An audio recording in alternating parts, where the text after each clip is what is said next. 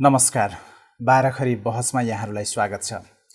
विभिन्न विषयवस्तुमा कुराकानी गर्ने क्रममा आज हामीले नेपाली काङ्ग्रेसका युवा नेता, काङ्ग्रेस केन्द्रीय सदस्य, पूर्व स्वास्थ्य मन्त्री गगन थापासँग भारतले आफ्नो नक्सा जारी गरिसकेपछि त्यसबाट उत्पन्न परिस्थिति, नेपालले आफ्नो भूमि फिर्ता ल्याउनका लागि नक्सा जारी गर्नुपर्ने अवस्था, नेपाल भारत सम्बन्ध र पूर्व स्वास्थ्य मन्त्री भएको नाताले अहिले कोरोना कहरको यस समयमा सरकारले गर्नुपर्ने कामहरू कसरी अगाडि बढिरहेको छ, प्रमुख प्रतिपक्ष दलले यसलाई सरकारका यी पछिल्ला कदमलाई कसरी लिएको छ, कसरी सहयोग गरेको छ अथवा कसरी आलोचनात्मक रूपमा अगाडि बढ्दैछ भन्ने विषयमा केन्द्रित रहेर कुराकानी गर्दैछौँ। आज बाह्रखरी स्टुडियोमा नेपाली काङ्ग्रेसका युवा नेता, केन्द्रीय सदस्य तथा पूर्व स्वास्थ्य मन्त्री गगन थापा हुनुहुन्छ। यहाँलाई कार्यक्रममा स्वागत छ। धन्यवाद। अहिले हामीले कुराकानीको सुरुवात चाहिँ नेपालले भर्खरै जारी गरेको नक्साबाट सुरु गरौँ, जुन लिम्पियाधुरा, लिपुलेक र कालापानीलाई समेटेर सरकारले नयाँ नक्सा जारी गर्यो। यहाँ प्रमुख प्रतिपक्ष दल नेपाली काङ्ग्रेसको एकजना जुझारु व्यक्तित्व युवा नेता हुनुहुन्छ। यहाँले सरकारको यो निर्णयलाई, यो कदमलाई कसरी लिनुभएको छ अथवा समग्र नेपाली काङ्ग्रेसले कसरी लिएको छ?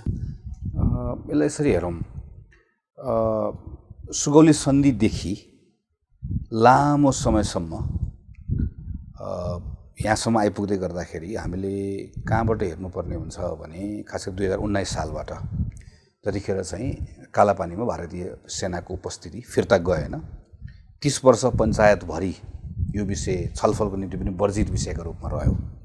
नेपालको आफ्नो हो, भारतले उपभोग चाहिँ गर्न थाल्यो। 2046 साल पछाडि बल्ल यो विषय बहसका निम्ति खुला भयो।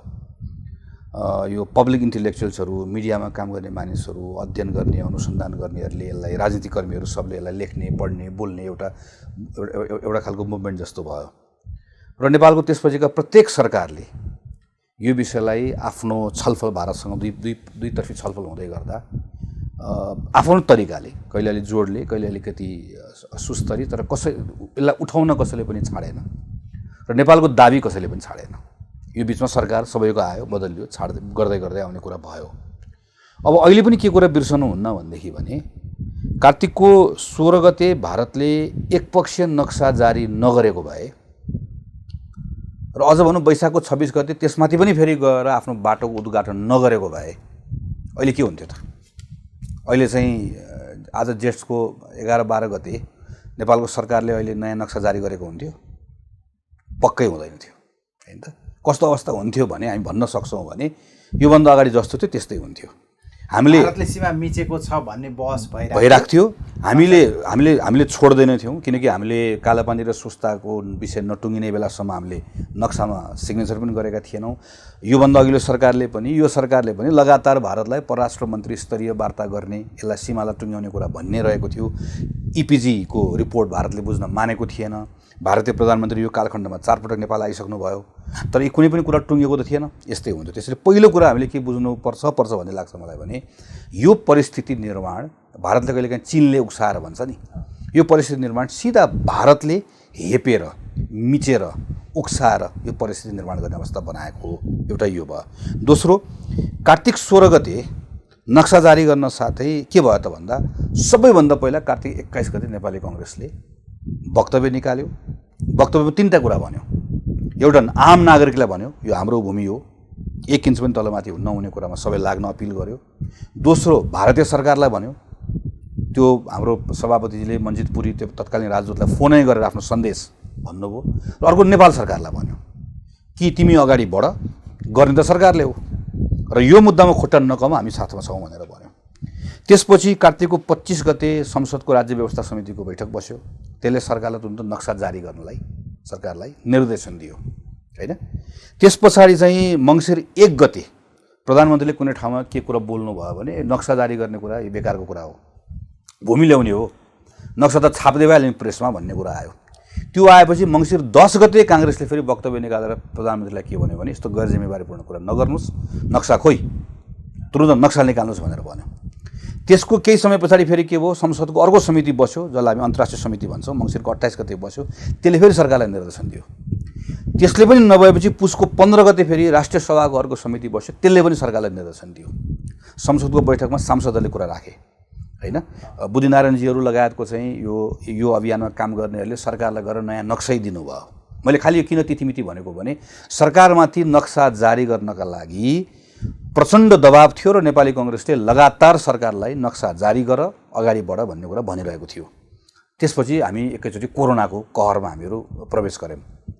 अकस्मात भारतले वैशाख 26 गते यस्तो बेलामा पनि सामान्य मानवीयता कुरा नराखिकन बाटो उद्घाटन गरिदियो। त्यो पनि पुरै रक्षा मन्त्रीले जुन तामझामका साथमा सन्देश दिने गरिकन कि यो चाहिँ हाम्रो हो भनेर। त्यो गर्न साथै वैशाख 26 गते हुन साथै वैशाखको भोलिपल्टै नेपाली कांग्रेसको पार्टी सभापतिले वक्तव्य निकाल्नुभयो र यो भूमि भारतले हामी जसरी यो हेपेको छ, मिचेको छ, हामीलाई एक्सेप्टेबल छैन। त्यसको एक दिन पछाडि फेरि संसदीय समिति बस्यो। त्यसले फेरि सरकारलाई सम्झा, नक्सा किन ननिकालेको अहिलेसम्म, तिमीलाई हामीले मङ्सिरमा निकाल भनेको होइन, अहिलेसम्म ननिकाल्ने भनेर सरकारलाई बोलाएर हप्कायो। त्यसको एक दिन पछाडि वैशाखको 31 गते सर्वदलीय बैठक बोलाइयो। त्यो सर्वदलीय बैठकमा कांग्रेसको सभापति आफै गएर के भन्नुभयो भनेदेखि भने चाहिँ यो नक्सा जारी गर्ने, यसलाई अगाडि बढ्ने, यो भूमिमा हाम्रो आफ्नो दाबीलाई प्रस्तुत गरेर अगाडि बढ्ने कुरामा 1 इन्च पनि तपाईँहरू तलमाथि नगर्नुहोस्, खुट्टा नकमाउनुहोस्, अगाडि बढ भनेर भनेको अवस्थामा जेष्ठको पहिलो हप्ता सरकारले नक्सा जारी गर्यो। त्यसैले यहाँनिर चाहिँ के कुरा बिर्सनु भएन भनेदेखि भने नेपाली कांग्रेस पार्टी संसद भनेको संसदीय समिति भनेको कांग्रेस पनि नेकपा पनि हो। यो सबै 6 महिना 7 महिनादेखि सरकारलाई नक्सा निकाल भनिरहेको अवस्थामा सरकारले नक्सा निकाल्ने निर्णय गर्यो। संसदको निर्देशनलाई मानिदियो, पार्टीहरूको आग्रहलाई मानिदियो, नागरिकको दबावलाई मानिदियो। सरकारलाई धन्यवाद छ।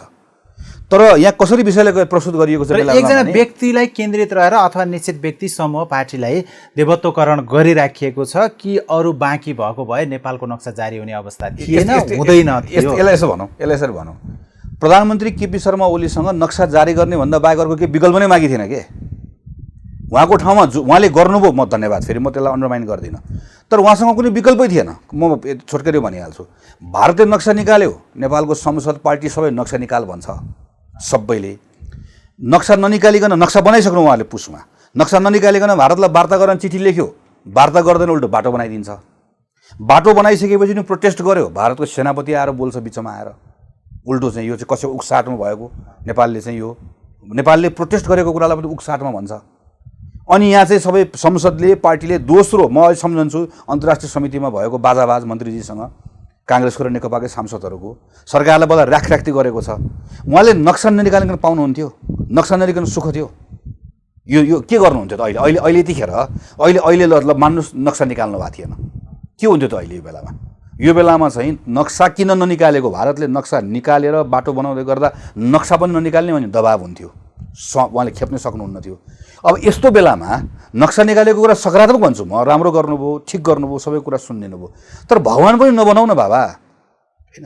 यो जस्तो यसरी भन्नुहोस् न, भारतले नक्सा पनि निकालेको थिएन, बाटो पनि बनाएको थिएन। यस्तो बेलामा वर्षौँदेखि सुगौली सन्धि पछाडिदेखि लेखिदिएर अझ पछिल्लो समयमा भनौँ 2019 सालदेखि चाहिँ कालापानीमा सेना रहेको कुरालाई प्रधानमन्त्री केपी शर्मा ओलीले ल तिम्रो सेना फिर्ता पठाऊ भनेर चाहिँ नक्सा निकालेर अगाडि बढ्नुभयो भनेको भए राइट रङ जे हुन्थ्यो, त्यसो भएको एउटा कुरा गर्नुभयो भन्ने कुरा हो। त्यो पनि होइन, उसले नक्सा निकालेछ, उसले बाटो बनाएछ।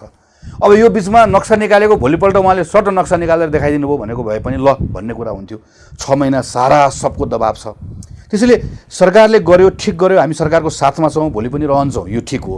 तर के चाहिँ नगरौँ भन्ने कुरा छ मेरो पनि, यो चाहिँ यो देवत्वकरण गर्ने काम, अनि यहाँभित्र को छ, यहाँ चाहिँ लाइसेन्स बाँड्ने काम, यो चाहिँ 1 नम्बरको राष्ट्रवादी होइन, सपुत त जन्मिएकै हो, यो बेकारको कुरा पनि नगरौँ, गीत कविता पनि धेरै नबनाऊ।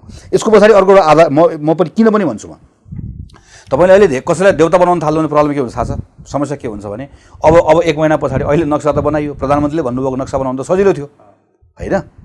अब 1 महिनापछि के हुन्छ भने यो हामीले त त्यसलाई धेरै उत्तेजनामा ल्याइसके पछाडि र एउटा व्यक्तिको काँधमा सबै जिम्मेवारी दिएपछि अहिले त मजा आउँछ। 1 महिनापछि उसँग भूमि माग्न थाल्छ। अब खै भारतीय सेनाले फिर्ता पठाएको भनेर, अनि त्यो दबाब बढ्दै गइसकेपछि त्यो दबाबमा आफ्नो त्यो बनेको जुन ब्रान्ड छ, इमेज छ, त्यसलाई कायम गर्नका निम्ति हामीले के गर्नुपर्ने हुन्छ भने प्रधानमन्त्रीजीले त्यो बेलामा चाहिँ एकदमै अपरिपक्व र नेपालका निम्ति कतिपय कुराको सन्दर्भमा हामीलाई लाभ नहुने कदमहरू चाल्नुपर्ने हुन्छ। किनकि हामी जुन अध्यायमा प्रवेश गरेका छौँ नि, प्रधानमन्त्री यो अध्याय अब नेपाल प्रवेश गर्यो। अब यो लामो हुनसक्छ, नेपालका लागि कष्टकर हुनसक्छ, तर पनि यो यसमा त हामी हिँड्नै पर्ने छ। जस्तो यहाँले भने जस्तो अहिले केपी शर्मा ओलीको ठाउँमा जोसुकै व्यक्ति प्रधानमन्त्री भएको भए पनि नयाँ नक्सा जारी गर्नुको विकल्प थिएन हैन त? यो ठ्याक्कै तपाईँले के सम्झनुहोस् भने संविधान जारी गरेको बेलाको जस्तो। संविधान जारी गर्ने बेलामा सुशील कोइराला प्रधानमन्त्री, यतापट्टिको नेता केपी शर्मा ओली, हाम्रो संयुक्त सरकार सँगै छौँ। हामी भारतले आएर हामीलाई भन्दा संविधान जारी नगर भनेर अहिलेको भारतीय परराष्ट्र मन्त्री सचिव हुनुहुन्थ्यो, यहाँ आएर धम्काएर गइसके पछाडि ल भनेर हामी संविधान जारी गर्ने ठाउँमा पुग्यौँ है त। हामी को पुग्यौँ? काङ्ग्रेस नेकपा हामी सँगै पुग्यौँ, त्यो ठाउँमा पुग्यौँ। किनकि यो त्यस्तै अवस्था, त्योभन्दा पनि अझै के बुझौँ भनेदेखि भने यो विषय त यसमा त नेपालको कुनै राजनीतिक दल, कुनै राजनीतिक नेताको मेरो विचारमा मैले थाहा पाएसम्म म एकजना मान्छेको पनि यसमा कहीँ कतै कुनै प्रेजेन्टेसन आफ्नो होला, अलमल कसैको पनि देख्दिनँ। त्यसपछि मैले तपाईँलाई तथ्यसहित र मितिसहित भनिसकेँ कि काङ्ग्रेस होस्, नेकपा होस्, नेकपा कोही नेता होस्, संसद होस्, संसदीय समिति होस्, सबैको एक सरो कुरा चाहिँ तिमी नक्सा निकाल भन्ने छ, तिमी अगाडि बढ भन्ने छ। अनि भारत चाहिँ फेरि के भन्छ भनेदेखि भने चाहिँ म यो नक्सा निकालेको कुरामा तपाईँले नक्सा किन निकाल्नु भएको, बाटो किन बनाउनु भएको, वार्ता गरौँ भन्दै गर्दा उसले के भन्छ भने कोभिड पछि भेटौँला भन्छ। त्यो बेलामा मर्ता क्या नै गर्दा हामीसँग उपाय के थियो? हामीले जे गऱ्यौँ ठिक गऱ्यौँ, यो हाम्रो सामूहिक निर्णय हो। भारतको यो नचाहिने बेलामा भारतले गरेको यो भारतका एक्सन्सहरूले हामीलाई यो ठाउँमा पुर्यायो, भारतको हेपा प्रवृत्तिले यहाँ पुर्यायो। र यहाँ पुग्दै गर्दाखेरिको यो जुन निर्णय गऱ्यौँ, यो निर्णय फेरि यसरी मान्नुहोस् है, काङ्ग्रेसले त वक्तव्य नै निकाल्न सक्छ, संसदीय समितिले निर्देशन दिन सक्छ। मैले नक्सा निकाले त के हुन्छ भने मेरो घरको बैठकमा मात्र राख्न मिल्छ। नक्सा निकाल्न त कसले निकाल्नै पर्छ भने प्रधानमन्त्रीले निकाल्नुपर्छ होइन, सरकारले नै बनाउनुपर्छ। सो निर्णय कसले गरेको थियो? निर्णय सरकारले गरेको। त्यो निर्णय गर्ने सरकारलाई एकदम धन्यवाद। तर त्यो निर्णय गर्ने सरकारलाई धन्यवाद भन्दै गर्दा, मैले सरकार धन्यवाद भन्दै गर्दा प्रधानमन्त्रीले पनि त्यही बेलामा तपाईँलाई पनि धन्यवाद भनेर फर्काउन सक्नुपर्छ। किनकि मैले नक्सा निकाल्नुको लागि तपाईँले संसदबाट मलाई भन्नुभयो, म भनेको हामी सबैलाई, तपाईँको पार्टीले मलाई लगातार भन्यो, तपाईँको सभापतिले 2-3 दिनबाट भेटेर आएर भन्नुभयो, वक्तव्य निकाल्नुभयो। त्यो अपेक्षा छ तपाईँहरूमा प्रधानमन्त्रीले त्यो भन्नु होला भन्ने? छैन। त्यसैले उहाँले भन्ने कुरै भएन होइन। यो चाहिँ जुन हामी एउटा देउता बनाउने होडमा लागिरहेछौँ, म यसमा जोड्छु। म त्यो अपेक्षा पनि छैन, यसलाई पनि छोडिदिउँ। मलाई डर के कुरामा लागेको छ भने हेर्नुहोस्, भारतको सञ्चार माध्यमहरूको डिस्कसन हेरौँ, 2-3 कुरा उनीहरूले लगातार भनिरहेका छन्। 1, यो चीनको उक्साटमा भएको। 2, नेपालको अहिलेको प्रधानमन्त्री आफ्नै पार्टीभित्र ठुलो सङ्कटमा पर्नु भएको थियो, त्यो सङ्कटका निम्ति उहाँले यसलाई ढाकछोप गर्नुभएको। 3, नेपालले नक्सा चाहिँ जबरजस्ती निकालेर हुन्छ, हाम्रो भूमि कब्जा गर्न, भोलि मुम्बईको नक्सा निकाल्देला, दिल्लीको नक्सा निकाल्देला। एउटा सञ्चारकर्मीले मात्र भनेको होइन, यो भारतीय संस्थापनबाट योजनाबद्ध ढङ्गले यो विषयलाई बाहिर लिएर आएको छ। यसलाई हामीले चिर्नै पर्छ। यसलाई चिर्न कसरी चिर्ने त? 1, यो नेपालले यो कसैको उक्साटमा होइन, भारतले हामीलाई यो परिस्थितिलाई बाध्य बनाइसके पछाडि नेपालले आफ्नो हक दाबी गरेको र यो कसैको एकजनाको निर्णय होइन भन्नको लागि हामीले संविधान पनि संशोधन गरौँ। र मेरो प्रस्ताव त त्यही दिन सङ्कल्प प्रस्ताव पनि पारित गरौँ, काङ्ग्रेस एमाले सबै मिलेर, नेकपा सबै मिलेर, कि यो भूमिमा भएको भारतीय सेनालाई, भारतीय पक्षलाई ससमान हामी फिर्ता पठाएर छाड्छौँ भन्ने सङ्कल्प पनि गरौँ। 1, 2, यो नेपाल कम्युनिस्ट पार्टीको नेताले एकजना प्रधानमन्त्रीले आफ्नो कमजोरी ढाकछोप गर्न आउनुभएको भनेर जुन व्यक्ति बनाउनको कोसिस गरिएको छ नि, यो प्रधानमन्त्री केपी शर्मा ओलीको पार्टीभित्र के सङ्कट छ छैन उहाँको कुरा हो। त्यो यो कुनै एउटा व्यक्तिको कुरा होइन, सिङ्गो देश एक ठाउँमा आएर गरेको भनेर भन्ने कुरा हामीले यहाँ बनायौँ भनेदेखि भने योभन्दा अगाडिको लडाइँमा हामीलाई भयानक सजिलो हुन्छ। त्यसैले हाम्रो लडाइँमा हामीलाई सजिलो बनाउनको लागि पनि यो देवत्वकरणको चरणबाट हामी बाहिर निस्कन एकदम आवश्यक छ। सिङ्गो देश एक ठाउँमा आएर गरेको भन्नु र एउटा व्यक्तिले चाहिँ यो एउटा जादु गरेको, चमत्कार गरेको होइन, करिश्मा गरेको भनेर भन्दाखेरि देश एक ठाउँमा आएर गरेको भन्ने न्यारेटिभ बनाउँदै गर्दाखेरि नेपाललाई आफ्नो योभन्दा अगाडिको लडाइँमा, यात्रामा अहिलेभन्दा धेरै सजिलो हुन्छ। त्यो हामीले गर्नुपर्छ। तर यहाँले अघि भन्नुभयो यो 2046 सालपछि, मैले जोड्न खोजेको किनभने यहाँले अहिले यो नक्सा जारी गर्दै गर्दाखेरि नेपाली काङ्ग्रेसको भूमिका पनि सरकारको जति छ त्योभन्दा कम छैन भन्न खोज्नुभयो, अथवा जति पनि बुद्धिजीवी, नागरिक समाज, पत्रकार, नेपाली जनता सबैको उत्तिकै बराबरै हक छ, दायित्व छ। नेपाली काङ्ग्रेस 2046 सालपछि पछिल्लो शेरबहादुर देउवा प्रधानमन्त्री हुने बेलासम्म धेरैचोटि सरकारको नेतृत्व गर्यो, सरकारमा रह्यो। तर यो नक्सा जारी गर्नुपर्छ अथवा त्यो भूमि फिर्ता ल्याउनुपर्छ, त्यहाँ मात्रै नभएर सुस्ता, इलाम, अरू 100औं ठाउँमा नेपाल भारत सीमा समस्या छन्, यसको समाधान गर्नुपर्छ भन्नेतिर त लागेन नि। यो यसरी हेरौँ, मैले 2046 सालको परिवर्तन भयो, परिवर्तन पछाडि पहिलो सरकार आयो, मनमोहन अधिकारीको सरकार आयो, त्यसपछि मनमोहन अधिकारीको मलाई लाग्छ मनमोहन अधिकारीको सरकार हुँदाखेरि नै यो चाहिँ त्यस पछाडि औपचारिक रूपमा भारतसँगको वार्तामा यो विषय उठ्यो। त्यहाँदेखि यहाँसम्म आइपुग्दै गर्दा यो बिचमा को प्रधानमन्त्री हुनुभयो, यो बिचमा गिरिजाप्रसाद हुनुभयो, शेरबहादुर हुनुभयो, त्यसै गरिकन अरू सूर्यबहादुर हुनुभयो, माधव नेपाल हुनुभयो, झलनाथ, बाबुराम प्रचण्ड, केपी ओली लगातार हुँदै गर्दाखेरि प्रत्येक सरकारको पालामा वार्ताको बेलामा नेपालको सिमानाको विषय लगातार भयो। यो विषय उठ्यो मात्र होइन, यो बिचमा बोर्डर वर्किङ ग्रुप बनेर कतिवटा होला हामीले कति हजारवटा स्ट्रिप म्याप तयार गरेका छौँ होइन। हामीले म्याप तयार गऱ्यौँ, सकायौँ, सबै हाम्रो त धेरै ठाउँमा थियो नि त, सबै कुरा टिङ्गायौँ। अन्तिममा गएर खास गरिकन हाम्रो यो कालापानी, सुस्ता, महेशपुर लगायतका ठाउँहरूमा बाँकी भइसके पछाडि यो विषयलाई के गर्ने त भन्दा यो विषयलाई परराष्ट्र सचिवहरूको स्तरीय अर्को समूहले यसलाई टुङ्ग्याउने, हामीले यो विषयमा हामीले यसलाई टुङ्ग्याउने भनेर हामी जाँदै गर्दाखेरि चाहिँ माधव नेपाल प्रधानमन्त्री, सुजाता कोइराला के अरे परराष्ट्र मन्त्री भएको बेलामा, माधव नेपालको भारत भ्रमणको बेलामा भारतले के भन्यो, यसमा हस्ताक्षर गरौँ, सकियो त, बाँकी रहेको टुङ्ग्याउला होइन। माधव नेपाल र सुजाता कोइरालाको त्यो बेलाको भनौँ काङ्ग्रेस एमालेको संयुक्त सरकारले, एमाले काङ्ग्रेसको सरकारले मानेन। त्यसपछि के आयो, त्यसपछि फेरि तपाईँको चाहिँ सुशील कोइरालाको सरकार आयो अलि पछाडि होइन, बिचमा अरू सरकार आयो। सुशील कोइरालाको सरकारको बेलामा त झन् सुशील कोइरालाले त चीन र भारतको बिचमा सम्झौता हुँदै गर्दा उहाँले चीनलाई पनि र यता पनि फेरि दुइटैलाई प्रोटेस्ट लेखेर हामी मान्दैनौँ। त्यो बेलामा फेरि भारतले भन्यो सिग्नेचर गरेनौँ। यो क्वेसन नेपालका सबै पोलिटिकल पार्टीलाई सरकारलाई सोध्न सकिन्छ। योभन्दा पहिला केपी ओली पनि प्रधानमन्त्री हुनुहुन्थ्यो, योभन्दा पहिला झलनाथ पनि हुनुहुन्थ्यो, माधव नेपाल पनि हुनुहुन्थ्यो, प्रचण्ड पनि हुनुहुन्थ्यो, बाबुराम पनि हुनुहुन्थ्यो होइन। कसैको प्रधानमन्त्री भएको बेलामा विषय टुङ्गियो त, भारतसँग सबै सिमाना विवाद टुङ्गियो त, टुङ्गिएन। सबैलाई क्वेसन गर्न सकिन्छ, सबैलाई फेरि के कुरामा धन्यवाद दिन सकिन्छ भनेदेखि भने सीमा विवाद भनेको यस्तै हो कतिपय विषयका सन्दर्भमा। तपाईँसँग तपाईँको शक्ति, तपाईँको सामर्थ्य, तपाईँको परिस्थिति हेरेर टुङ्ग्याउन सक्ने भए टुङ्ग्याउने गरिकन विषयलाई अगाडि बढाउने, टुङ्ग्याउन नसक्ने भए तुहिन नदिने। म त्यस कारणले गर्दा म नेपालको अगाडिका सबै प्रधानमन्त्रीलाई के कुरामा कम्तीमा धन्यवाद दिन्छु भने कि तपाईँहरूले विषयलाई तुहिन, तपाईँले हिजो तुहाइदिएको भए त आज लड्ने ठाउँ रहन्न थियो। सबैभन्दा बढी धन्यवाद म कसलाई दिन्छु, यो पब्लिक इन्टेलेक्चुअललाई, मिडियाको मान्छेहरूलाई जसले लगातार यो विषय नेपालको राजनीतिक वृत्तबाट ओझेल पर्न दिनु भएन, घरभित्र दबाब सिर्जना गर्नुभयो। र म उहाँहरूलाई कम्तीमा के कुरामा सराहना गर्छु भनेदेखि भने सरकारमा बसेको बेलामा यो विषयलाई टुङ्ग्याउन नसके पनि तपाईँले त्यो बेलाको आफ्नो सामर्थ्य परिस्थिति हेरेर यो विषय छोड्नु पनि भएन। त्यसैले कसैले बढी जान्ने भएर तेरो पालमा के गरिस् भन्यो भने मैले उसलाई तेरो पालमा चाहिँ के गरिस् भनेर प्रश्न गर्नुपर्ने आउँछ के होइन। हामीले गम्भीर गल्ती कहाँ गऱ्यौँ भने महाकाली सन्धिको बेलामा गऱ्यौँ। महाकाली सन्धिको बेलामा किन गम्भीर गल्ती गर्यो खास गरिकन भने म सन्धिको अरू पाटोमा जान्न, अहिले कहाँनिर गल्ती गर्यो भने त्यो बेलामा हामीसँग एउटा मौका थियो, काली नदीको शिर कहाँ हो, नेपालको पूर्वपट्टिको भाग कुन हो भनेर टुङ्ग्याउने हामीसँग बेला थियो। यो नटुङ्ग्याइकन हामी गर्दैनौँ भन्ने, महाकाली सन्धि गर्दैनौँ भन्ने बेला थियो होइन। तर त्यो बेलामा हामीले चाहिँ एउटा त्यो सबै हो भनेर लेख्यौँ। अब त्यसको त्यो गर्दै गर्दाको जिम्मेवारी वहन कसले गर्ने भन्ने गरेर त्यो बेलाको मान्छे हेरौँ त अहिले जति हामी एक्टर्सको नाम लिन्छौँ होइन, चाहिँ चाहे केपी ओली भनौँ, चाहे शेरबहादुर देउवा भनौँ, चाहे रामचन्द्र पौडेल भनौँ, प्रकाश चन्द्र लोहनीसम्म एकजना मान्छे पनि त्यसो अछुतो रहनुहुन्न। पार्टीको हिसाबले हेऱ्यो भने हामी पनि रहनु, नेकपा एमाले पनि रहन्न। त्यसैले यहाँभित्र चाहिँ यो कोही पानीमाथिको ओभानो भएर अरू बाँकी रहेका पानीमा डुबेका थिए भन्ने कुरा पनि बेकार है। आफू चाहिँ सिसाको घरमा बसेर अर्काको घरतिरका ढुङ्गा हान्ने कुरा पनि बेकार। के कुरा एक्सेप्ट गरौँ भने गएको 20, 25, 30 वर्षमा डेमोक्रेसी आइसके पछाडि डेमोक्रेसीको कस्तो फाइदा हुँदो रहेछ हेर्नुहोस् त।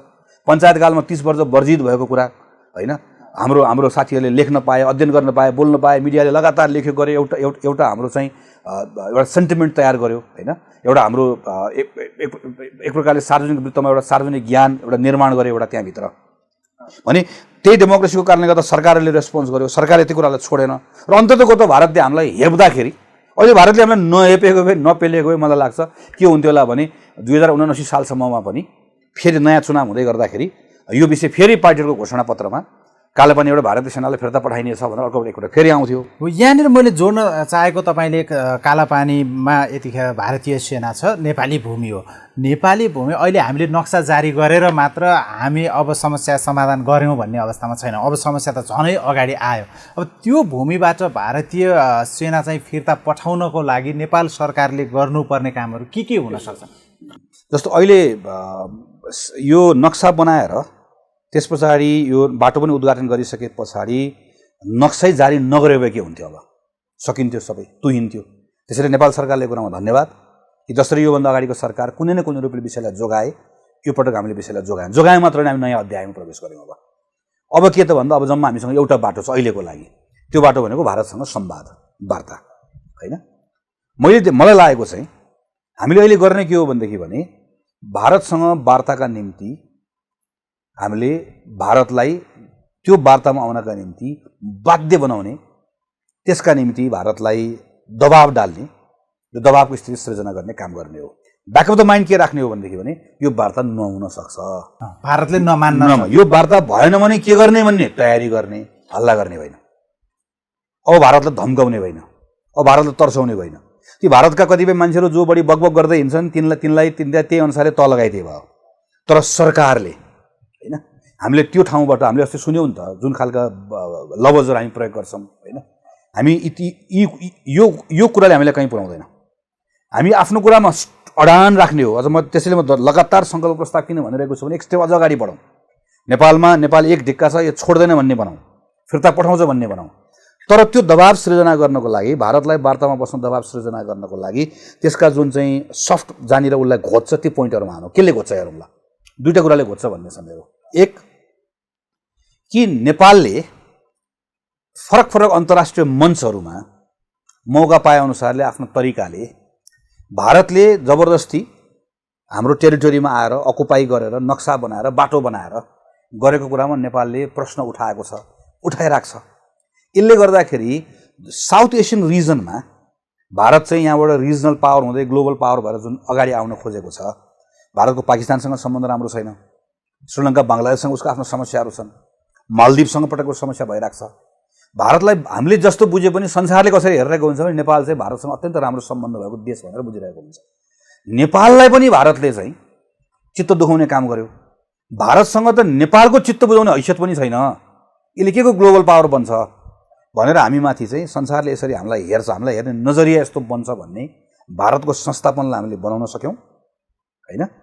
र भारतको नेतृत्व त चुनावबाट आएको, उसलाई त भोट चाहिन्छ।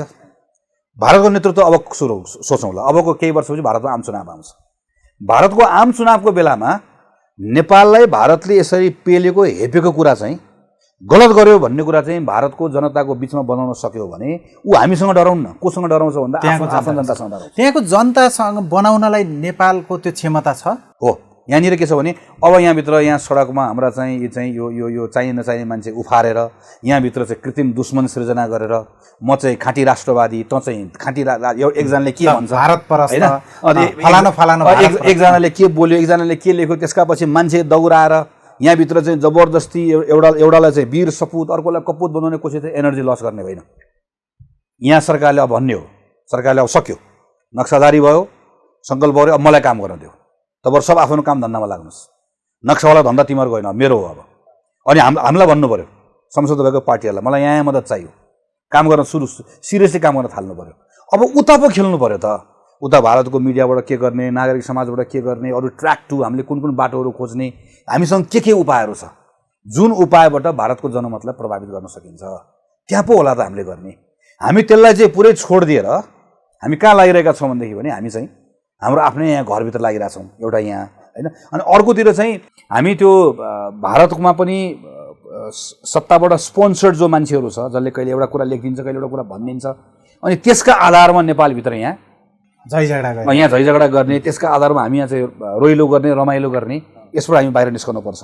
र नेपालले मलाई लाग्छ अरू केही सिरियस कुरा चाहिँ नेपाल जस्तो यसरी नेपालसँग प्रशस्त तथ्य प्रमाण सबै नेपालको पक्षमा छ। नेपालको पक्षमा त्यो नभएको भएर भारतलाई आफ्नो पक्ष बलियो छ भन्ने लागेको भए वार्ता गरिहाल्थ्यो नि त। तर कतिपयले के भन्छन् भने पुराना शासकहरूले, नेपालका शासकहरूले यो भूमि भारतकै हो भनेर लिखित रूपमै दिएका छन् भन्ने सम्मको पनि कुरा आएछ। यदि त्यस्तो हो भने यसमा हामीसँग जुन मूल सन्धि छ, किन यो थुप्रै इन्टरनेसनल कोर्टमा गएर यस्ता विषयहरूको बारेमा छलफल भएको छ, के अरे छलफल भएन टुङ्गो लागेको छ होइन। हामी हाम्रो सन्दर्भमा अन्तर्राष्ट्रिय अदालतमा जान सक्दैनौँ किनकि भारतले नचाहने बेलासम्म। तर हामी अन्तर्राष्ट्रिय अदालतको नजिर त हामीलाई थाहा छ नि त, कुनै बेला वार्ता छलफल भयो भनेदेखि भने त्यस्ता एक त छँदै छैनन्, एक अर्को त्यस्ता कतै रहेछ भने त्यसको कुनै अर्थ हुँदैन है। यो बिचमा हामीले हेऱ्यौँ भनेदेखि भने नक्साकै कुरा हामीले गऱ्यौँ भनेदेखि भने यो कति 1860 पछाडि बनाएका थुप्रै नक्साहरूमा त्यो बेलाको ब्रिटिस इन्डियाले बनाएको नक्साहरूमा लिम्पियाधोरा लिपुलेकलाई आफ्नोपट्टि पारेको नक्साहरू निकालेको देखिन्छ। अस्ति भर्खर कार्तिकको 16 गते निकालेको बेलामै एक दिन अगाडि निकालेको नक्सा 2 दिनपछि भारतले चेन्ज गरेको छ, काली नदी मेटाएको छ। तर ती सबै डिस्टोर्टेड कुराहरूको जब हामी टेबलमा बस्छौँ अर्थ हुँदैन। त्यसैले नेपालले भारतीय पक्षले के टेबलमा प्रस्तुत गर्न सक्ला भन्ने कुराको अनुमान लगाएर त्यसलाई काट्नका निम्ति हामीसँग के तथ्य प्रमाण हुनुपर्छ भन्ने कुरा, प्रमाण तथ्य जुटाउने कुरा भएकोलाई अझै बलियो बनाउने, त्यसलाई अझै फिल्टर गर्ने, छान्ने, अरू हामीले अझ थप अध्ययन गर्ने, थप खोज्ने, व्यक्तिसँग भएको कुरालाई संस्थागत बनाउने, यी कामहरू गर्नुपर्ने होला हैन। यतातिर यो सिरियसली काम गर्नुपर्ने होला। अब यो काम गर्नुपर्ने ठाउँ निकाय चाहिँ नक्सा बाँड्दै हिँडेको छ हैन। यो आफूले गर्नुपर्ने कामको महत्त्व चाहिँ बुझ्नु। जस्तो यहाँनिर मैले अब हामी यो विषयको अन्ततिर आइसकेका छौँ। अब संविधान संशोधन प्रस्ताव सरकारले संसदमा ल्याएर दर्ता गरिसकेको छ, विधेयक ल्याएर दर्ता गरेको छ। संविधान संशोधनका लागि 2/3 जरुरी छ। नेपाली काङ्ग्रेस अथवा संसदमा रहेका अन्य दल नहुन्जेलसम्म यतिखेर नेकपासँग मात्रै 2/3 छैन। संविधान संशोधन गर्ने कुरा तपाईँहरूसँग सरकारले छलफल गरेन। अनि सरकारले छलफल नगरिकन ल्याएको संविधान संशोधनको पक्षमा तपाईँहरू उभिनुहुन्छ कि विपक्षमा? हामी एकदम मजाले पक्ष उभिन्छौँ, किनकि यसलाई एकदम राइट क्वेसन उठाउनु भएको छ। संविधान संशोधनको पक्षमा उभिन्छौँ, बकाइदासँग संविधान संशोधन गर्छौँ र योभन्दा पछाडि पनि यस पछाडि सरकारले मेरो कार्ययोजना यो छ भनेर भनेको कुरामा हाम्रो आफ्नो कुराहरू दिन्छौँ र त्यो कार्ययोजनामा सरकारलाई पुरा मद्दत गर्छौँ। तर यहाँनिर चाहिँ तपाईँले जुन कुरा राख्नु भएको छ, यत्रो अगाडि जतिखेरसम्म चाहिँ भारतले नक्सा निकाल्यो के गर्ने, 2 दिनपछि सर्वदलीय बैठक बोलाएको छ हैन। भारतले बाटो बनायो के गर्ने, सर्वदलीय बैठक बोलाएको छ। अनि त्यसपछि अब चाहिँ नक्सा निकालिसके पछाडि चाहिँ यसो चाहिँ माथि हेर्दै हैन, यो तिम्रो भावे निकाल्थ्यौ भनेर अब संविधान संशोधन गर्ने बेलामा न्यूनतम कक्षी राख्नु पर्दैन। अब यस्तो कुरा हो, संविधान संशोधन यसरी गरौँ भनेर सर्वदलीय बैठक बोलाउनु पर्दैन। तर सर्वदलीय बैठक बोलायो भने आजको सर्वदलीय बैठकले संविधान संशोधन गर्ने निर्णय गर्यो भनेर चाहिँ त्यो स्वामित्व चाहिँ सर्वदलीय बैठकले निर्णय गर्यो भनेर भन्नुभन्दा पहिल्यै त्यो पार्टीको सचिवालयमा पनि अर्कोसँग चाहिँ यो श्रेय बाँड्नु पर्ला भनेर हतार दौडेर के कुरा भन्नुको लागि भनेदेखि भने लएर अरू भए गर्थ्यो, हामीले मात्र गऱ्यौँ भन्ने कुराको लागि यो देखिन्छ। हेर्नुहोस्, नबुझ्ने कुरा यति कुरा जसले नै बुझ्छ। तर हामीलाई योसँग सरकार छैन, लानुहोस् श्रेय तपाईँकै भागमा, श्रेय तपाईँ नै लाउनुहोस् हैन। हामी गर्ने काम गर्छौँ हैन, सहयोग गर्नुहुन्छ संविधान संशोधनका लागि। हामी किनकि यो त हामी त यसलाई के भनेर गर्छौँ भनेदेखि भने सरकारले हाम्रो माग बमोजिम संविधानको प्रस्ताव ल्यायो भनेर गर्छौँ नि। हामी सरकारले ल्याइदिएको प्रस्तावमा सहयोग गर्न जाने हो र? हामी त मङ्सिर 10 गते सरकारलाई लिखित क्वेसन सोधेको, नक्सा खोइ भनेर गफ गर्ने, नक्सा खोइ भनेर सोधेको हामीले। अनि हामी त धन्यवाद दिन्छौँ नि, सरकार धन्यवाद, हामीले महिनौदेखि नक्सा ल्याऊ भनेको ठाउँमा तिमीले नक्सा ल्यायौ, धन्यवाद भन्छौँ र गएर भोट हाल्छौँ हामी त। अब जस्तो हामी यस्तो सङ्कटको बेलामा विषयान्तर भइरहेको छ नेपालमा, जस्तो नेपाल भारत नक्साको विषय आयो, कोरोना कहर थियो, कोरोनाले सबै मान्छे घरभित्र छन्, अप्ठ्यारो अवस्थामा छन्, कोरोनासँग जुझ्न पर्ने बेलामा छिमेकीसँग जुझ्नुपर्ने अवस्था सिर्जना भयो। हामीले थोरै विषय डाइभर्ट किन गर्न खोजेको भने सरकारले अहिले जस्तो कोरोनाको समस्यासँग जुझ्नका लागि जति कामहरू गरिराखेको छ, तपाईँ एकजना पूर्व स्वास्थ्य मन्त्रीको हैसियतले हेर्दाखेरि सरकारले गरेका कामहरूमा कतिको सन्तुष्ट हुनुहुन्छ अथवा सन्तोष लिन पर्ने ठाउँ छ कि छैन? अब अघिको प्रसङ्ग हामीले ठ्याक्कै छोड्यौँ हैन, त्यसलाई म यसरी टुङ्ग्याउँछु कि यो विषयका सन्दर्भमा सरकारलाई धन्यवाद। सरकारले प्रशंसनीय काम गर्यो र योभन्दा अगाडिको यात्रामा पनि संविधान संशोधनमा सरकारलाई सहयोग गर्छौँ, योभन्दा अगाडिको यात्रामा पनि 100% सरकारसँग उभिन्छौँ। सक्यो। अब हामी घरभित्रको विषयमा आयौँ। घरभित्रको विषयमा यसै गरिकन कोरोनासँग लडाइँको विषयमा पनि सरकारसँग पुरै उभिन्छौँ, उभिने निर्णय गऱ्यौँ, उभियौँ, पुरै साथ दियौँ। यहाँनिर ग्याप भयो भनेर भन्यौँ, देखायौँ। तर यहाँसम्म आइपुग्दै गर्दा हामीले के भन्नुपर्ने छ भनेदेखि भने सरकारले डुबायो र यही तरिकाले हो भने डुबायो मात्र होइन हैन, हामीलाई उत्रन नसक्ने गरिकन डुबाउने अवस्थामा पुर्याउँछ अबको केही दिनभित्रमा हैन। यो लकडाउन भनेको चाहिँ सिधा कुरा के मात्रै हो भनेदेखि पनि तपाईँलाई केही समय प्राप्त भएको मात्रै हो। मैले जहिले पनि भन्छु, यो भाइरस सरकारले ल्याएको पनि होइन हैन, यो अहिले यो यसबाट तत्काल उत्पन्न भएको परिस्थितिको जिम्मेवारी यो सरकारलाई बोकाएर मात्र पनि हुँदैन। यो हाम्रो बिचमा आयो, अब कम्तीमा अर्को 1 वर्ष 1.5 वर्ष हाम्रो बिचमा रहन्छ। हामी फरक देशको उदाहरण लिन सक्छौँ, सिङ्गापुर, आइसल्यान्ड हैन, त्यसै गरिकन तपाईँ चाहिँ के अरे कोरिया हामी फरक फरक हेर्छौँ। तर जुन देशको बारेमा राम्रो जर्मनी जुन देशले राम्रो गरेको हेऱ्यो भने पनि कसैले चाँडो लकडाउन गरेको छ, कसैले अस्पताल राम्रो बनाएको छ, तर जे गरे पनि एउटा कमन कुरा सबैमा छ। के कमन कुरा छ भने त्यो देश जुन देशको शासक वा पोलिटिकल लिडरसिप चाहिँ भाइरसभन्दा छिटो दौड्यो र भाइरसको मुभमेन्टको आकलन गर्न सक्यो, त्यसको मुभमेन्टको आधारमा आफ्नो रेस्पोन्स गर्यो, त्यो देशले यो लडाइँ अहिलेसम्म जितिरहेका छन्। जो भाइरसको पछाडि दौड्यो र प्रतिक्रिया मात्र व्यक्त गर्यो, त्यो देश बर्बाद हुँदै गएका छन्। हाम्रो सन्दर्भमा ठ्याक्कै त्यही हो। सरकारले यस्तो राइट टाइममा लकडाउन गर्यो, हामी सबैले धन्यवाद भन्यौँ। त्यो किन भनेदेखि भने भाइरसै देखाएको छैन नेपालमा त्यो बेलामा, जम्मा एउटा केस निको भएको थियो। कति मान्छेले के गरेको भन्दै थिए, राइट टाइममा लकडाउन सुरु गर्यो। त्यो भनेको भाइरस अगाडि दौडिनु हो। तर त्यस पछाडि उसले के भन्थान्यो भनेदेखि भने उसले बुझेन। उसले चाहिँ सबैभन्दा उत्तम कुरा भनेको यही हो, सरकार पनि लकडाउनमै बस्यो। ऊ पनि लकडाउनमा बस्यो। मैले त्यो बेलामा भनेको सम्झन्छु, म लकडाउन भनेको चाहिँ अरू मागेर सटडाउन होइन, अरू मागिरहेको बस्ने हो, तपाईँ होइन। अरू सुतेर तपाईँ सबभन्दा बढी जाग्ने बेला भनेको सम्झन्छु। म एउटा उदाहरण दिएर भन्छु। फागुनको 23 गते संसदमा छलफल गरेको बेलामा र त्यसपछि चैत्रको पहिलो हप्ता ईश्वर पोखरेलजीलाई काङ्ग्रेसको तर्फबाट लगेर दिएको डकुमेन्टमा उहाँले पनि नसुनेपछि प्रधानमन्त्रीले लेखेको पत्रमा मैले के भनेको थिएँ भने भारत र नेपालको खुला सिमाना, भारतमा बसेको नेपालीहरू उनको नेपाल आउन पाउने हक, यो सबै कुरालाई लिएर तपाईँ खाडीमा भएको मान्छेलाई केही समयसम्म रोक्न सक्नु होला। तपाईँ रोक्न पाउनुहुन्न, तर तपाईँले जबरजस्ती रोक्नु होला। प्लेनै नपठाएपछि के गर्ने? तर तपाईँले भारतको सिमाना हेर्नुभयो भने हेर्नु होला, वैशाखको अन्त्यमा र जेठको पहिलो हप्तामा यति धेरै नेपाली भारत नेपालको सिमानामा आउँछन् र त्यो नेपालीलाई तपाईँले छिर्न दिनु भएन भने उनीहरू यति धेरै चोर बाटोबाट छिर्छन् र आफू पनि सङ्क्रमित हुन्छन्, अरूलाई पनि सङ्क्रमण सार्छन् जोखिम उठाएर। यसलाई रोक्ने हो भने तपाईँले अहिले सिमानाको यी ठाउँहरू म बन्द गर्छु, यो 5वटा वा 10वटा ठाउँलाई म खोल्छु, भारतबाट आएको मान्छेलाई यसरी म व्यवस्थापन गर्छु, यसरी म होल्ड गर्छु, यसरी म क्वारेन्टिनमा राख्छु, यसरी म टेस्ट गर्छु भनेर अहिले तपाईँले खल्तीमा भएको पैसा त्यहाँ गएर लगानी गर्नुभयो, मेकानिजम बनाउनु भयो, सेना लगाउने, प्रहरी लगाउने, स्थानीय सरकारको नेतृत्वमा गर्न काम गर्नुभयो भने त्यो भनेको के हो? त्यो भनेको चाहिँ भाइरस आउँदैछ वैशाखमा मसान्तमा, तपाईँले तयारी गर्नुभयो चैतमा। यो गर्नुपर्छ है भनेर भनेको मैले लेखेको सम्झन्छु, भनेको सम्झन्छु। डिसमिस। अहिले ठ्याक्कै के भयो? तपाईँ जति केस गर्नुहोस् न, अहिले कहाँबाट आएको? भारतबाट होइन, ठ्याक्कै त्यही भयो। अब अस्ति मैले जेठको पहिलो हप्ता मन्त्रीजीलाई गएर के भने तपाईँ अबको 1 महिनाभित्रमा मेरो सङ्क्रमणको केस 5000 पुग्छ भनेर तपाईँ सोच्नुहोस्। अहिले कहिले पुग्छ? असारमा पुग्छ।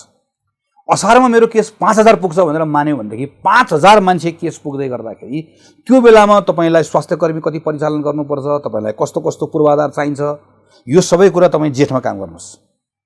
अहिले त भएको छैन 5000, त अहिले त 600मा छ होइन त। तर तपाईँले अहिले 5000लाई काम गर्नुभयो भने तपाईँ असारमा 5000 पनि तपाईँ ठेक्न सक्नुहुन्छ। It's very simple. तपाईँ भाइरसभन्दा अगाडि कुद्नुपर्छ। कुद्नुभयो छैन। अब यसको अर्को प्रभाव हेरौँ, यसको आर्थिक प्रभाव।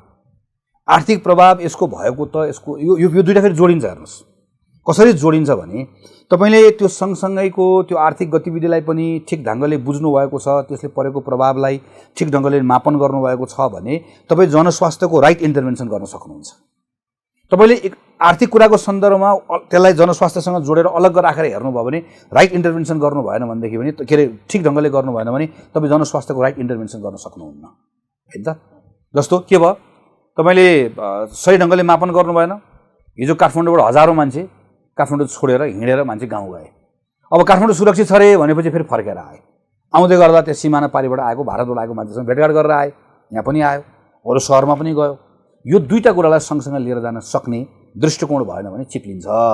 ठ्याक्कै हाम्रो सन्दर्भमा त्यस्तै भयो। सरकार चिप्लिएछ, नराम्रोसँग चिप्लियो मात्र होइन, मलाई त डर के कुरामा लागिरहेको छ भनेदेखि भने उसले यस्तो मैले अघि भनेको जस्तो भयावह अवस्था भइरहेको छ भन्ने कुरा बुझि नै रहेको छैन। अर्को उसले गर्ने क्षमता राख्न सकिरहेको छ। जस्तो तपाईँको सूचना अनुसार अथवा तपाईँले गरेका होमवर्क अनुसार नेपाल कस्तो चरणमा प्रवेश गर्नेवाला छ? जुन आजको अवस्थामा हामी छौँ, यो कुन चरणमा छौँ, हामी सम्भावित कुन ठाउँमा? मलाई यस्तो लाग्छ हामी अझै पनि मैले अघि भनेको जस्तो मैले यो यस्तो महामारीमा के भन्छ भने over reaction is always better than under reaction. मैले भनेका सबै कुराहरू गलत साबित हुन सक्छन् होइन। म 5000 पुग्छ भन्दैछु, गलत साबित हुन सक्छन्। सबभन्दा बढी को खुसी हुन्छु? मै खुसी हुन्छु, किन मैले भविष्यवाणी गरे होइन, मैले अनुमान लगाएको यस्तो हुनसक्छ भनेर। त्यसको लागि तयारी गरौँ भन्ने कुरा हो। सो यो हिसाबले हेर्दै गर्दा मलाई के लाग्छ हामीसँग अहिले पनि टाइम छ, अझै पनि हामीसँग टाइम छ। 3-4वटा कुरा गरे पुग्छ। म्यासिभ पिसिआर है, मैले मन्त्रीजीलाई भनेको छु कम्तीमा 5 लाख मान्छेको पिसिआर। तपाईँले भारत र खाडीबाट मान्छेलाई व्यवस्थित ढङ्गले लिएर आउने कुराको सन्दर्भमा सेनाले डिटेल होमवर्क गरिसकेका छ। धन्यवाद दिनुपर्छ नेपाली सेनालाई यो कुराको सन्दर्भमा। हामीले संसदमा त्यतिको होमवर्क गरेर प्रस्ताव बुझाएका छौँ, बसौँ, छलफल गरौँ, एउटा योजना बनाऊँ। कहीँ नेपालमा भएको कोही मान्छे डराउनु पर्दैन। दोस्रो यो। तेस्रो, यस्तो खालको लकडाउन होइन, लकडाउनको मोडालिटी चेन्ज, केही न्यूनतम इकोनोमिक एक्टिभिटिज गर्न सक्ने गरिकन व्यवस्थापन गर्न सक्ने कुरा। चौथो, तर यो नम्बरमा होइन, सँगसँगै जानुपर्छ सबै कुरा, कन्ट्याक्ट ट्रेसिङ। एकजना मान्छेलाई मलाई आज गगन थापालाई सङ्क्रमित भयो भनेर भनेको बेलामा यस्तो मेकानिजम हुनु पऱ्यो कि म सङ्क्रमित भएको कुरा अस्पतालले मलाई मेरो टेस्ट परीक्षण गरेर थाहा पाएर पिसिआरबाट गगन थापा पोजिटिभ भनेर भनेको 5 घन्टाभित्रमा मसँग फ्रन्टलाइनमा को सम्पर्कमा आए, मेरो A1 को B1 को ती सबै मान्छेलाई 5 घन्टाभित्रमा ती मान्छे आइसोलेसनमा बसिसकेको हुनुपर्ने अवस्था बनाउन सक्नु पऱ्यो। आइसोलेसनमा, क्वारेन्टाइनमा बस्नु सबैभन्दा बढी ठुलो चुनौती नै त्यही छ।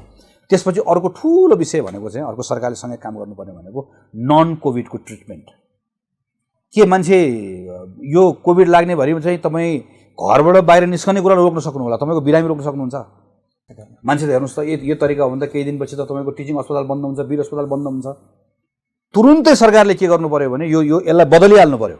यो यदि तपाईँले पाटन अस्पतालमा कोभिड ट्रिटमेन्ट गर्ने हो भने पाटनसँग कुराकानी गर्नुहोस्, नन कोभिड ट्रिटमेन्टलाई त्यहाँ बन्द गर्नुहोस् है। तपाईँ टिचिङ अस्पतालमा एउटा बिल्डिङ कोभिड ट्रिटमेन्टलाई छुटाउनु भएको त्यो हटाउनुहोस्। टिचिङ वीर सब बन्द गर्नुहोस्। टिचिङ वीरमा सबै रेगुलर ट्रिटमेन्ट गर्नुहोस्, रेगुलर उपचार गर्नुहोस्। पाटन छुटाउनुहोस्, तपाईँले अर्को बरु प्राइभेट लिनुहोस्।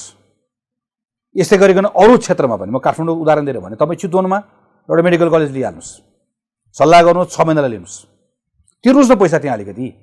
तपाईँले खर्च कहाँ गर्ने हो त? त्यहाँ गर्ने हो नि त, होइन त है। उनीहरूले तपाईँ अथवा होइन म सरकारीमा गर्छु त्यसो सरकारीमा अरू उपचार नगर्नुहोस्, त्यत्तिकै निःशुल्क सस्तो उपचार गरेर अर्को ठाउँ दिनुहोस्।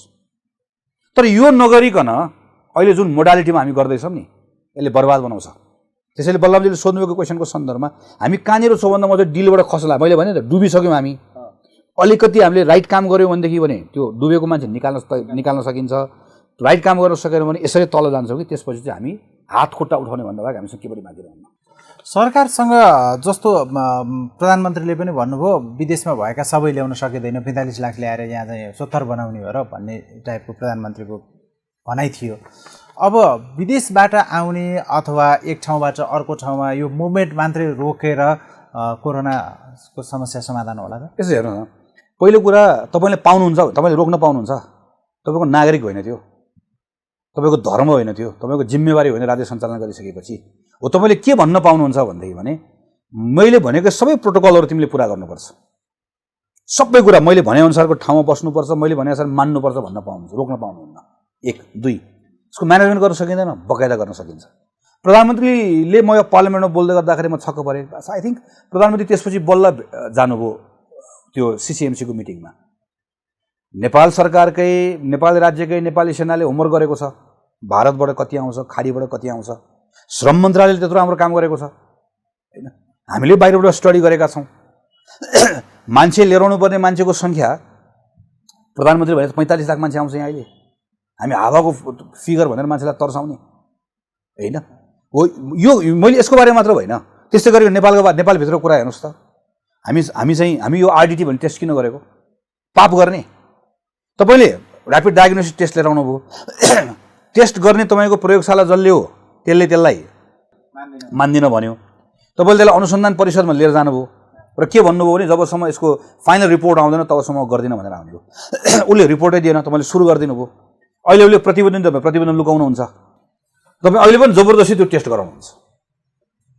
जुन टेस्ट तपाईँले नेपालको अहिलेको सन्दर्भमा एक त क्वालिटीको हिसाबले, क्रेडिबिलिटीको हिसाबले, अर्को आवश्यकताको हिसाबले, तर तपाईँ जबरजस्ती गर्नुहुन्छ।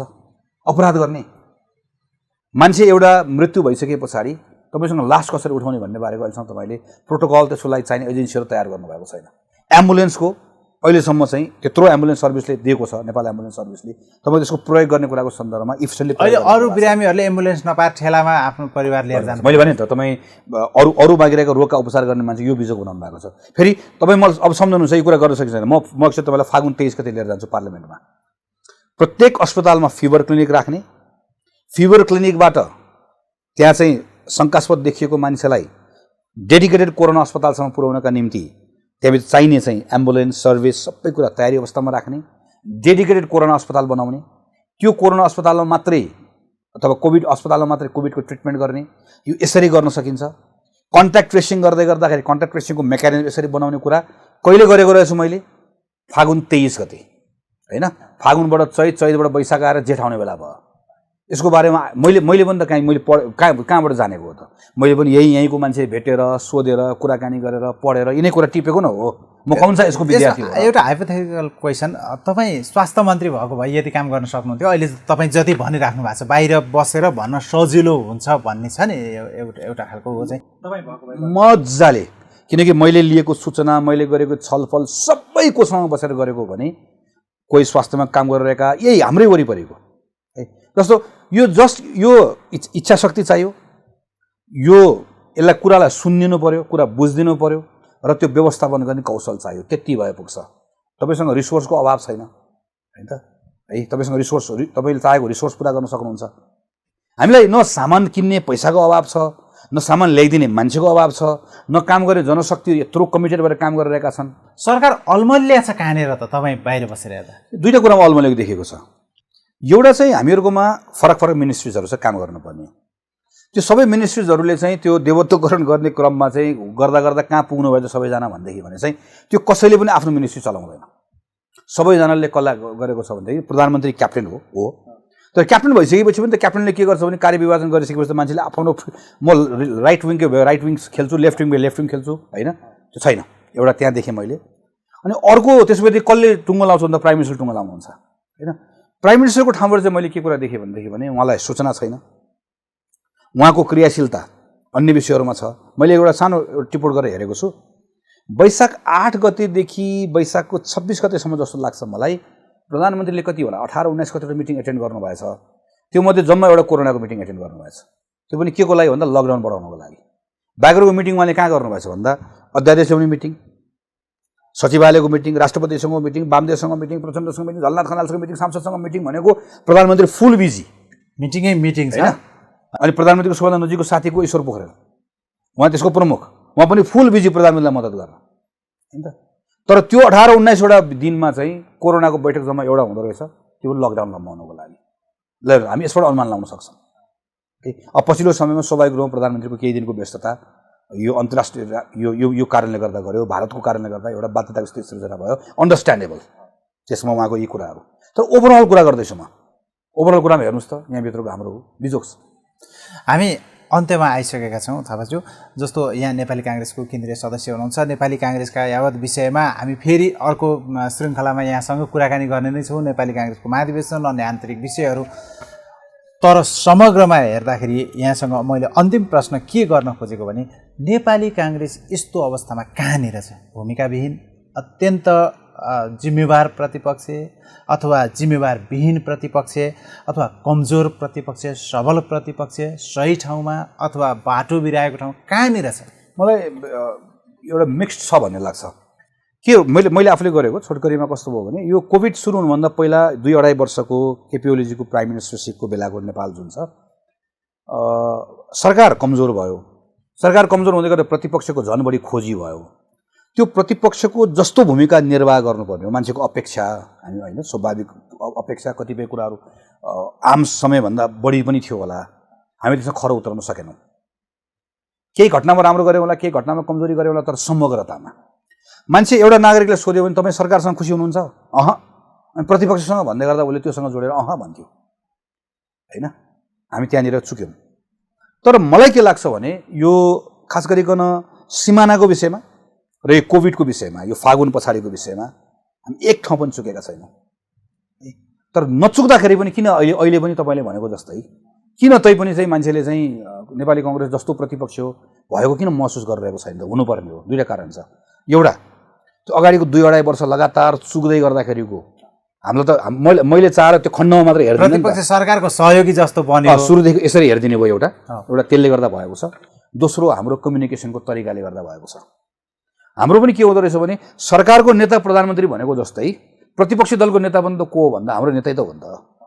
हाम्रो नेताले यसलाई राइटली काम ठिक गर्नुभएको छ तर राइटली कम्युनिकेट गरिदिनु भएन भने यसलाई सही ढङ्गले सम्प्रेषित गरिदिनु भएन भनेदेखि भने मैले भन्नु वा अर्कोले भन्नु भनेको चाहिँ उकेरा लगाउने कामसम्म हुँदो रहेछ तर जरा डडाङ्गसँग अडाउने काम त मुख्य नेताले गर्नु पर्यो नि त्यो मुख्य नेताले यसलाई समीक्षा गर्नुपर्छ यसलाई मैले कुनै व्यक्तिगत टिप्पणी गरेको होइन आजको दिनमा उहाँ नै हो हाम्रो लिडर सभापति उहाँ हो दलको नेता उहाँ नै हो तर यत्रो काम गरिराख्दाखेरि लगातार मैले यस्तो अस्ति एकछिन निकालेर हेरेको त्यो वक्तव्य मात्रै उहाँको सिमाना सम्बन्धी 10वटा वक्तव्य रहेछ कि नक्साकै बारेमा हेरेको नक्सा खोइ भन्नेसम्मको वक्तव्य रहेछ तर अब त्यो मैले भनेर भएन नि त पार्लियामेन्टमा ढ्याक उभिएर मैले तिमीलाई यो मितिमा भनेको कुरामा तिमीले ल्याए धन्यवाद भनेर भन्यो भने देशभरिको मान्छेले यस्तो भनेको रहेछ भन्ने कुरा थाहा पाउने कुरा हुन्छ यही कोभिडकै बारेमा होइन किनकि यो कुरा वक्तव्यको होइन नि त पार्टीको पोजिसनको हो नि त होइन यो कुरालाई सही ढङ्गले सम्प्रेषित गर्न नसक्दा पनि कतिपय कुराहरूमा हाम्रो बारेमा जसरी मूल्याङ्कन हुनुपर्ने हो त्यो मूल्याङ्कन हुन नसक्ने एउटा कारण चाहिँ हाम्रो काम गर्ने तरिका पनि भएको छ हवस् त थापाज्यू यतिन्जेल हामीलाई समय दिनुभयो यहाँलाई धेरै धेरै धन्यवाद धेरै धन्यवाद बलनजी उहाँ हुनुहुन्थ्यो नेपाली काङ्ग्रेसका युवा नेता काङ्ग्रेस केन्द्रीय सदस्य पूर्व स्वास्थ्य मन्त्री गगन थापा हामीले अर्को श्रृङ्खलामा अर्को कुनै विषयवस्तुमा कुराकानी गर्ने नै छौँ त्यतिन्जेलसम्मका लागि हामी सबैलाई बिदा दिनुहोस् नमस्कार